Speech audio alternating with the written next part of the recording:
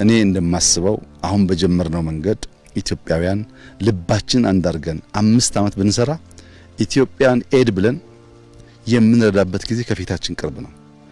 የመረዳት ታሪካችንን በመርዳት የምንቀይርበት ታሪካችን ቅርብ ነው። የደህንነት የልመና የታሪክ እጥፋት እየተከናወነ ነው።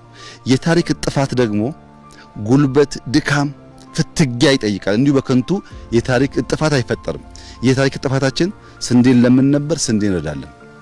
ብርቱካን፣ ሙዝ፣ አቮካዶ እናስገባ ነበር፣ እንሸጣለን። ይህ ሲፈጠር ኢትዮጵያ ልኳ ኢትዮጵያ ቦታዋ ይረጋገጣልና ኢትዮጵያን የምትወዱ ሁሉ በቀና ልብ በትብብር መንፈስ በይቅር ባይነትና በአስተዋይነት አብረን እንድንቆም አደራ ማለት ፈልጋለሁ።